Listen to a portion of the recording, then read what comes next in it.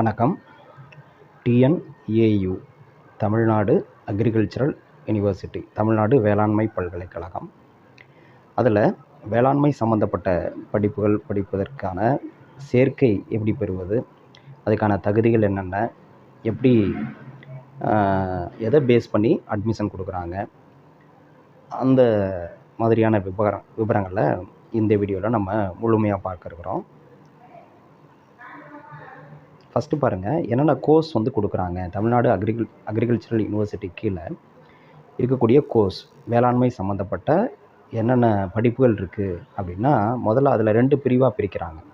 ஒன்று agricultural science courses, இன்னொன்று பார்த்திங்கன்னா அக்ரிகல்ச்சரல் டெக்னாலஜி கோர்சஸ் அப்படின்னு 2 பிரிவாக பிரிக்கிறாங்க. ஃபஸ்ட்டு அக்ரிகல்ச்சரல் சயின்ஸ் கோர்சஸ் 8 விதமான கோர்ஸ் இருக்குது. ஒன்று BSc honours agriculture, 2 BSc honours agriculture Tamil medium. So 2 இருக்குது, இங்கிலீஷ் மீடியம் ஒன்று, தமிழ் மீடியம் ஒன்று. அதே மாதிரி பார்த்திங்கன்னா பிஎஸ்சி ஹானர்ஸ் ஹார்டிகல்ச்சரில் தமிழ் மீடியம் இங்கிலீஷ் மீடியம் 2 இருக்குது. அடுத்து BSc honours forestry, BSc honours sericulture, BSc honours food nutrition and dietetics. அடுத்து பார்த்திங்கன்னா BSc honours agribusiness management. இதெல்லாம் அக்ரிகல்ச்சரல் சயின்ஸ் கோர்சஸ் பிஎஸ்சி. அடுத்து அக்ரிகல்ச்சரல் டெக்னாலஜி கோர்சஸ் அப்படின்னு பார்த்தோம்னா அதில் 6 இருக்குது. பிடெக், இதெல்லாமே BTech. BTech food technology, BTech biotechnology, BTech energy and environment engineering, BTech agricultural information technology, BTech bio informatics and BTech agricultural engineering. அது எங்கே இருக்குன்னு போட்டிருக்காங்க. CI and RI Kumulur and கோயம்புத்தூரில் இருக்குதுன்னு சொல்லியிருக்காங்க. ஸோ டோட்டலாக 14 கோர்சஸ் இருக்குது. இப்போ இதுக்கு எலிஜிபிலிட்டி என்ன அப்படின்னு பார்த்தீங்கன்னா, தகுதி முதல்ல ஏஜ் லிமிட், வயது அப்படின்னு பார்த்தீங்கன்னா, the candidate should not have completed the age of 21 years on the first day of July. அதாவது இந்த அட்மிஷன் இயர் அப்படின்னு சொல்கிறது 1/7/2025 இந்த வருஷம்.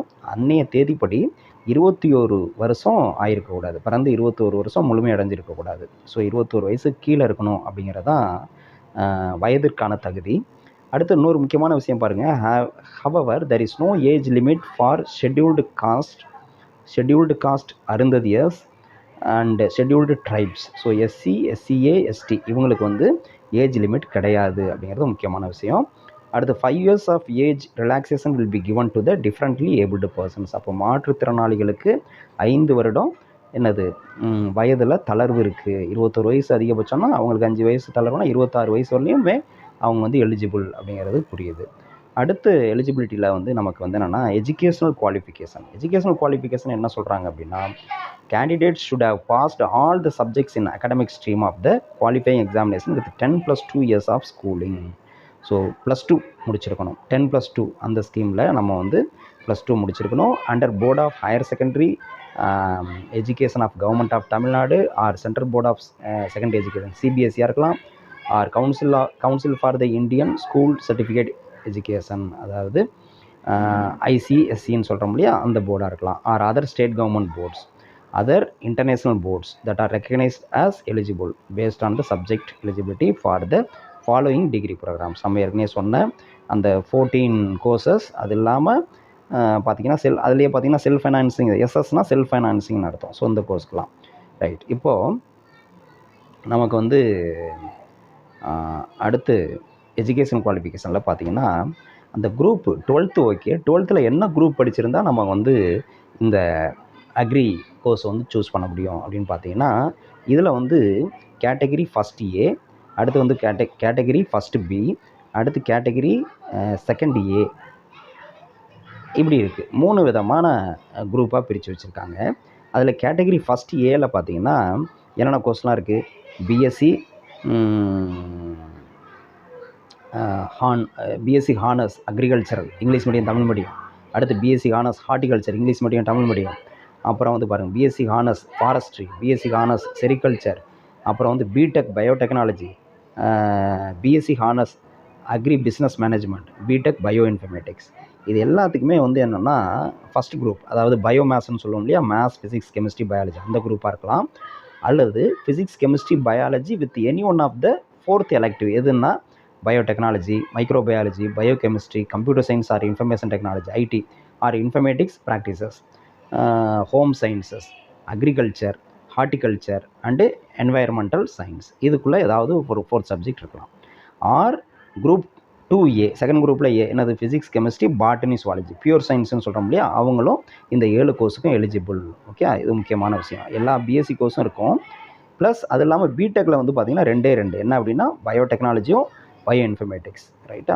ரைட். அடுத்து வந்து பார்த்திங்கன்னா கேட்டகரி ஃபஸ்ட் பியில் என்னென்னா BSc honours food nutrition and dietetics. இதில் என்ன அப்படின்னா இதில் வந்து பாருங்கள் குரூப் 1 பயோமேஸ் குரூப் எலிஜிபிள். அப்புறம் குரூப் 2ல் physics, chemistry, biology with any one of the 4th elective. எது biotechnology, microbiology, biochemistry, computer science or information technology, informatic practices, home science, nutrition and dietetics. இது வருது பாருங்கள். முன்னாடி வந்து அந்த நியூட்ரிஷன் அண்ட் டயட்டிக்ஸ் வந்து இதில் இல்லை. கேட்டகரி 1Aவில் வந்து நியூட்ரிஷன் டயட்டிக்ஸ் வந்து 4th சப்ஜெக்டாக இல்லை குரூப் 2வில் கேட்டகரி 1A கோர்ஸ்க்கு. ஆனால் இதில் வந்து பார்த்திங்கன்னா அந்த கோர்ஸ் இருக்கும், நியூட்ரிஷன் அண்ட் டயட்டிக்ஸ் வந்து இருக்கும். ஸோ அது படித்தவங்க தான் இந்த குரூப்புக்கு வந்து போக முடியும். ஓகே, ஒன்று மேத்ஸ், ஃபிசிக்ஸ், கெமிஸ்ட்ரி, பயாலஜி படிச்சிருக்கணும், அல்லது அந்த இது வந்து வந்திருக்கும். அந்த அந்த லிஸ்ட்டு 4th எலக்டிவ் சப்ஜெக்ட்னு கொடுத்துருக்காங்களே அதுக்குள்ளே இருக்கிறது வரணும். ஸோ இதில் வந்து அதுவும் சேருது. அடுத்து வந்து பார்த்திங்கன்னா pure science group, pure physics, chemistry, botany, சுவாலஜியும். Okay, right. அடுத்து வந்து பார்த்திங்கன்னா கேட்டகரி செகண்ட் ஏல ஃபுல்லாக BTech agricultural engineering, BTech food technology, BTech energy and environmental engineering, BTech agricultural information technology. இந்த 4க்குமே வந்து பார்த்திங்கன்னா ஃபஸ்ட் குரூப் வந்து எலிஜிபிள். என்னது maths, physics, chemistry, biology eligible.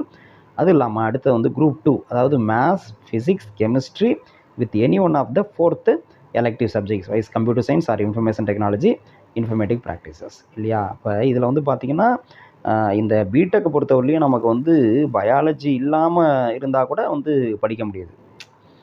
ஆனால் மேத்ஸ் இல்லைன்னா படிக்க முடியாது. இந்த பிடெக் முடியும். ஆல்ரெடி பிடெக் பார்த்தோம், ஒரு 2 பிடெக் பார்த்தோம்.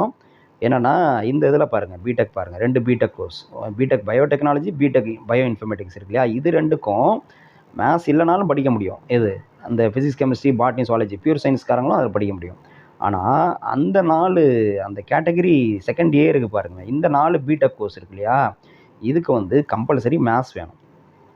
ஓகே, பயாலஜி இல்லைனாலும் படிக்கலாம், ஆனால் மேத்ஸ் இல்லாமல் படிக்க முடியாது அப்படிங்கிறது தெரியுது. ஏன்னா ஃபஸ்ட் குரூப்பில் மேத்ஸ், பயாலஜி இருக்குது, அவங்களும் படிக்கலாம். செகண்ட் குரூப்பில் வந்து மேத்ஸ் இருக்குது, பயாலஜி இல்லை. பாருங்கள் என்னென்ன இருக்குது அப்படின்னா any one of the 4th elective subject wise computer science or information technology, informatic practices இருக்குது. அப்போ கம்ப்யூட்டர் சயின்ஸ்காரங்க வந்து படிக்க முடியும் மேத்ஸ் இருக்கனால. ஆனால் பயாலஜி, அதாவது பியூர் சயின்ஸ்காரங்க படிக்க முடியாது. மேத்ஸ் வந்து அவசியம் அப்படிங்கிறது தான் தெரியுது இந்த குரூப். ஸோ இது தெரியணும். அடுத்து வந்து பார்த்திங்கன்னா மினிமம் குவாலிஃபைங் மார்க்ஸ் என்ன, அதாவது இந்த குரூப் படிச்சிருந்தா மட்டும் பத்தாது, +2ல் இந்த குரூப் படிச்சிருந்தா மட்டும் பத்தாது. நம்ம வந்து மினிமம் மார்க்ஸ் இருக்குது. என்ன மினிமம் மார்க்ஸ் அப்படின்னு பார்த்தீங்கன்னா பாருங்கள், ஓப்பன் காம்படிஷனுக்கு வந்து 55% இருக்கணும். அதாவது எந்த ரிசர்வேஷன்லையும் வராதவங்க ஓசி கேட்டகரி வந்து 55% இருக்கணும். Aggregate of all the 4 required subjects. Total மார்க்கில் இல்லை, நீங்கள் +2ல் வாங்கின 600 மார்க்கு அதில் உள்ளது 55% இல்லை. இந்த 4 சப்ஜெக்ட், எந்த 4 சப்ஜெக்ட்னா இந்த மேத்ஸ், ஃபிசிக்ஸ், கெமிஸ்ட்ரி, பயாலஜின்னு சொல்கிறோம் இல்லையா, இந்த 4 சப்ஜெக்டில் 55% இருக்கணும் மினிமம். அடுத்து பாருங்கள், அது பிசி, எம்பிசி, பிசிஎம்க்கு 50% இருந்தால் போதும் அந்த 4 சப்ஜெக்டில். அடுத்து எம்பிசி அண்டு டிஎன்சி அவங்களுக்கு வந்து 45% இருந்தால் போதும் இந்த 4 சப்ஜெக்டில். அடுத்து வந்து ஷெட்யூல்டு ட்ரைப் எஸ்சி, எஸ்சிஏவுக்கு வந்து பாஸ் இந்த குவாலிஃபைங் எக்ஸாம். அதேமாதிரி எஸ்டிக்கும் அதான் பாஸ் பண்ணியிருந்தால் போதும். ஆனால் இந்த 4 சப்ஜெக்ட்ஸ் படிச்சிருக்கணும். இதுதான் வந்து மினிமம் மார்க்ஸு. அடுத்து வந்து பார்த்திங்கன்னா number of attempts to pass, எத்தனை அட்டம்ஸில் பாஸ் பண்ணியிருக்கணும் அப்படின்னா, அதாவது இதெல்லாமே வந்து எத்தனை அட்டம்ஸ் எலிஜிபிள், 12th வந்து எத்தனை அட்டம்ஸில் இந்த மார்க் வாங்கியிருக்கணும் அல்லது பாஸ் பண்ணியிருக்கணும் அப்படின்னு பார்த்தீங்கன்னா பாருங்கள், scheduled caste and scheduled caste Arunthathiyars, scheduled ட்ரைப்ஸ்க்கு வந்து 3 அட்டம்ப்ட் எலிஜிபிள். 3 அட்டம்ப்ட் வரலையும் அவங்க வந்து eligible. All other communities 2. So 2 attempt வரலையும் மற்ற கம்யூனிட்டிஸ்க்கு வந்து எலிஜிபிள். ஓகே, இது வந்து அட்டம்ப்டை பொறுத்தவரையிலையும். அடுத்து வந்து பார்த்திங்கன்னா எஜுகேஷன் குவாலிஃபிகேஷன். நம்ம இது வரைக்கும் வந்து பார்த்தது biomaths group, pure science, computer science இந்த மாதிரி குரூப் பார்த்தோம் இல்லையா. அடுத்து வந்து ஒகேஷ்னல் ஸ்ட்ரீம், ஒகேஷ்னல் குரூப்ஸ் நமக்கு இருக்குது ஹையர் செகண்டரியில். அவங்களுக்கு வந்து என்ன மாதிரி எலிஜிபிலிட்டி அப்படின்னு பார்த்தீங்கன்னா அங்கே பாருங்கள், 5% of seats in BSc honours agriculture English and Tamil medium, BSc honours horticulture English and Tamil medium, BSc honours forestry and BTech agricultural engineering at AEC and RI Kumulur programs in Constituent Colleges, and BSc Honours Agriculture English Medium and BSc Honours Horticulture English Medium in affiliated colleges of TNAU are exclusively reserved for candidates who have qualified under Tamil Nadu vocational stream. 5% seeds வந்து அவங்களுக்கு vocational ஸ்ட்ரீமில் படிக்கிறவங்களுக்கு அப்படின்னு சொல்லிட்டாங்க. Therefore, they shall not be considered under the general quota and any other special reservation categories. அப்போ இந்த 5% இவங்களுக்குன்னு ஒதுக்கியாச்சு. யாருக்கு? Vocational ஸ்ட்ரீமுக்குன்னு ஒதுக்கியாச்சு. இவங்க வந்து மற்ற ரிசர்வேஷனில் வர முடியாது. மற்ற கம்யூனல் ரிசர்வேஷனில் ஓப்பன் அந்த இதில் வந்து ஆல்டர்னேட்டிவ்லி டேலண்டடு மற்றதெல்லாம் இருக்கு இல்லையா, அந்த எக்ஸ் சர்வீஸ் அந்த மாதிரி இதெல்லாம் எந்த ரிசர்வேஷன் கிடையாது. இவங்க வந்து அந்த ஒகேஷனல் ஸ்ட்ரீமுக்குன்னு உள்ள 5% ரிசர்வேஷனில் இவங்க வந்துடுறாங்க. ஸோ அதுதான் சொல்லியிருக்காங்க. இதில் வந்து பார்த்தீங்கன்னா முக்கியமான ஒரு விஷயம் ஹைலைட் பண்ணி காமிச்சிருக்காங்க பாருங்கள். என்ன அப்படின்னா, candidates who have passed higher secondary course HSC under vocational stream from other boards and other states are not eligible for admission in Tamil Nadu Agricultural University. நம்மளுடைய தமிழ்நாடு ஸ்டேட் கவர்மெண்ட்டினுடைய ஸ்டேட் போர்டில் படித்தவங்க அதில் ஒகேஷனல் ஸ்ட்ரீமில் படித்தவங்க தான் இதுக்கு வந்து எலிஜிபிள் ஒழிஞ்சு வேறு எந்த போர்டில் ஒகேஷனல் ஸ்ட்ரீம் படிச்சிருந்தாலும் எலிஜிபிள் கிடையாது அப்படிங்கிறத சொல்லியிருக்காங்க. இது ஒரு முக்கியமான விஷயம். அடுத்து வந்து பாருங்கள், அந்த ஒகேஷனல் ஸ்ட்ரீமுக்கான எலிஜிபிலிட்டி சொல்லியிருக்காங்க. ஒன்று வந்து பாருங்கள், candidates who passed higher secondary course under vocational stream and studied biology and agricultural practices as vocational subjects including theory and practical are eligible to apply for the degrees என்னென்ன BSc Honours Agriculture, BSc Honours Horticulture, BSc Honours Forestry and BTech Agricultural Engineering. இதெல்லாம் வந்து eligible. அடுத்து second category பாருங்கள், candidates who passed higher secondary course under vocational stream and studied biology, agricultural science, theory, agricultural science practical and computer technology and vocational subjects are eligible to apply degrees wise BSc Honours Agriculture, BSc Honours Horticulture, BSc Honours Forestry and BTech Agricultural Engineering. அடுத்து third category பாருங்கள், candidates who passed higher secondary courses HSC under vocational stream and studied biology, agricultural science, theory, agricultural science practical and employability skills, இது ஒரு paper, as vocational subjects are eligible to apply for the degrees wise BSc Honours Agriculture, BSc Honours Horticulture, BSc Honours Forestry and BTech Agricultural Engineering. So இந்த இதை பார்த்துக்கணும். vocational stream உள்ளவங்க இதை note பண்ணிக்கங்க. அடுத்து வந்து பாருங்கள், செலெக்ஷன் ப்ராசஸ் எப்படி அப்படின்னு பார்த்தீங்கன்னா, நான் சொன்ன மாதிரி அந்த 4 சப்ஜெக்ட் ஃபோர் சப்ஜெக்ட்ஸ் இருக்கு இல்லையா, அந்த 4 சப்ஜெக்டில் இருக்கக்கூடிய வாங்கின மார்க்கை வந்து என்ன பண்ணுவாங்கன்னா, ஒவ்வொரு மார்க்கும் நமக்கு வந்து எவ்வளோ இருக்கும், 100 இருக்கும், மேக்ஸிமம் 100. அதில் நீங்கள் வாங்கின மார்க்கை வந்து 50 கன்வெர்ட் பண்ணியிருப்பாங்க. இதில் கொடுத்துருக்காங்க பாருங்கள். மேத்ஸில் ஒருத்தர் வந்து 100க்கு 90 வாங்கியிருக்காருன்னா அதை 50 கன்வெர்ட் பண்ணால் 45. அதேமாதிரி ஃபிசிக்ஸில் 100க்கு 94 அது 47 ஆயிரும். கெமிஸ்ட்ரியில் 100க்கு 80 40 ஆயிரும். பயாலஜி 100க்கு 70 35 ஆயிரும். அப்போ டோட்டலாக 200க்கு எவ்வளோ 167. இதுதான் அவருடைய மார்க். இந்த மார்க்கை பேஸ் பண்ணி தான் அட்மிஷன் கொடுப்பாங்க.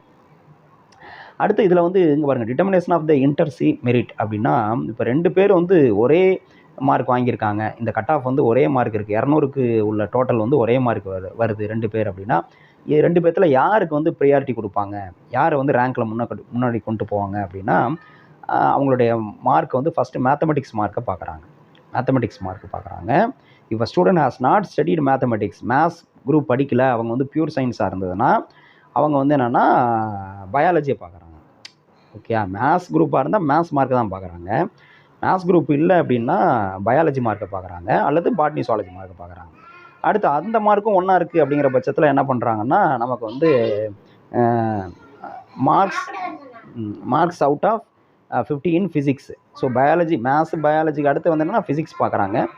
அடுத்து வந்து ஃபிசிக்ஸும் மார்க்கும் ஈக்குவலாக இருந்ததுன்னா கெமிஸ்ட்ரி பார்க்குறாங்க. கெமிஸ்ட்ரி மார்க்கும் ஈக்குவலாக இருந்ததுன்னா டேட் ஆஃப் பர்த் பார்க்குறாங்க. டேட் ஆஃப் பர்த்தில் யார் எல்டர் அப்படின்னு பார்க்குறாங்க.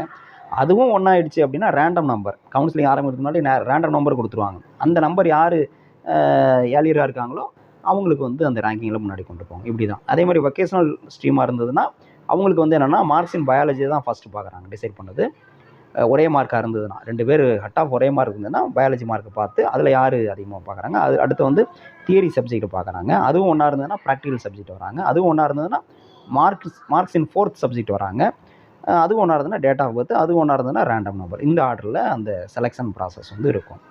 ரைட்டு. அடுத்து வந்து பார்த்திங்கன்னா மோட் ஆஃப் செலெக்ஷன் அப்படின்னு பார்த்தீங்கன்னா எதை பேஸ் பண்ணி செலக்ட் பண்ணுறாங்க. மோட் ஆஃப் செலெக்ஷன் பார்த்தீங்கன்னா இது பாருங்க, candidates have to fill out their choice of degree programme and college at the time of online application. நம்ம ஆன்லைனில் அப்ளை பண்ணும்போதே இப்போவே அப்ளிகேஷன் ப்ராசஸ் ஸ்டார்ட் ஆகிடுச்சு, எல்லாம் அப்ளை பண்ணிகிட்ருப்பீங்க. ஸோ அப்ளிகேஷன் கொடுக்கும்போதே நம்ம எந்த காலேஜ் வேணும், என்ன டிகிரி வேணுங்கிறது சாய்ஸ் கொடுக்குறோம் இல்லையா, அதை பேஸ் பண்ணி அடுத்து அந்த online counselling based on which admission will be allotted. Online counselling ஃபுல்லாக ஆன்லைனில் தான் நடக்கும். இதை பேஸ் பண்ணி தான் நமக்கு வந்து இதில் தான் இப்படி தான் இதுதான் mode of selection. Fee structure என்ன, அதாவது தமிழ்நாடு அக்ரிகல்ச்சரல் யூனிவர்சிட்டியில் அதோட கான்ஸ்டிடியூயன்ட் காலேஜஸ் அப்படின்னு சொல்லுவோம். கான்ஸ்டிடியூயன்ட் காலேஜஸ் அப்படின்னா உறுப்பு கல்லூரிகள், அந்த யூனிவர்சிட்டியுடைய உறுப்பு கல்லூரிகள். ஓகே, அது ஒரு அரௌண்ட் 16 இன்ஸ்டியூஷன்ஸ் இருக்குது. 16 காலேஜஸ் இருக்குது அரவுண்ட். அது கரெக்டாக எத்தனை நம்பர், அதனுடைய அட்ரஸ் எல்லாமே வந்து நம்மளுடைய அந்த இன்ஃபர்மேஷன் ப்ரோச்சரில் கொடுத்துருக்காங்க, நீங்கள் பார்த்தீங்கன்னா தெரியும். ஸோ அதில் வந்து படிச்சிங்க அப்படின்னா எவ்வளோ ஃபீஸு அப்படிங்கிற டீட்டெயில் வந்து இங்கே கொடுத்துருக்காங்க. எவ்வளோ கொடுத்துருக்காங்க அப்படின்னு பார்த்தீங்கன்னா பாருங்கள், செமஸ்டர் ஃபீ அதில் வந்து 2 இருக்குது. சயின்ஸ் ஸ்ட்ரீம் பிஎஸ்சி ஹானர்ஸ்னு சொல்கிறோம் இல்லையா, அந்த கோர்ஸ்க்கு வந்து எவ்வளோ ஃபீஸு. இந்த சைடு வந்து பார்த்திங்கன்னா டெக்னாலஜி படித்தீங்க, பிடெக் டெக்னாலஜி படிச்சிங்க அப்படின்னா அந்த இதுக்கு எவ்வளோ கோர்ஸ் அப்படின்னு சொல்லிட்டு சொல்லியிருக்காங்க. இதில் வந்து பார்த்திங்கன்னா ஒவ்வொன்றும் பாருங்கள், டியூஷன் ஃபீ, அடுத்து வந்து செல்ஃப் சப்போர்ட்டிங் ஃபீ, அது வந்து இதுக்கு மட்டும்தான் வரும், எதுக்கு பிடெக் மட்டும்தான் வரும், இதுக்கு வராது. அடுத்து hostel and educational infrastructure charges, அடுத்து ஸ்பெஷல் ஃபீ, லைப்ரரி ஃபீ, எக்ஸாமினேஷன் ஃபீ, ஸ்போர்ட்ஸ் ஃபீ, கம்ப்யூட்டர் லேப் ஃபீ, எலக்ட்ரிசிட்டி சார்ஜஸ், இப்படி போட்டு பிஎஸ்சி ஹானர்ஸ் சயின்ஸ் ஸ்ட்ரீம் படிக்கிறப்ப எவ்வளோ அப்படின்னா செமஸ்டர் ஃபீ டோட்டலாக வந்து 23,000. அதுவே பிடெக் படிச்சிங்க அப்படின்னா 63,000, 40,000 எக்ஸ்ட்ரா வருது. அதுதான் அந்த செல்ஃப் சப்போர்ட்டிங் ஃபீ அப்படின்னு ஒன்று எக்ஸ்ட்ரா வர்றதுனால. இது மட்டும் இல்லை, இதோட இன்னும் கொஞ்சம் ஃபீ வந்து ஆட் ஆகுது. அது அடுத்த இதில் காமிச்சிருக்காங்க பாருங்கள், என்னென்னா one time payment in rupees அதில் கொடுத்துருக்காங்க பாருங்கள். பிளாசர் அண்ட் ஸ்போர்ட்ஸ் யூனிஃபார்ம், காசு and money deposit, smart card or identity card, rules, இதெல்லாம் வந்து சேர்த்து எவ்வளோ சொல்லியிருக்காங்கன்னா அது வந்து ஒரு 10,925 இப்படி போட்டு டோட்டலாக எவ்வளோ சொல்லியிருக்காங்க. ஏற்கனவே எவ்வளோ பார்த்தோம், 23,000 பார்த்தோம் சயின்ஸ் ஸ்ட்ரீமுக்கு. அதோட இதுவும் சேர்த்தா எவ்வளோ வருது அப்படின்னா 33,925 ரூபா.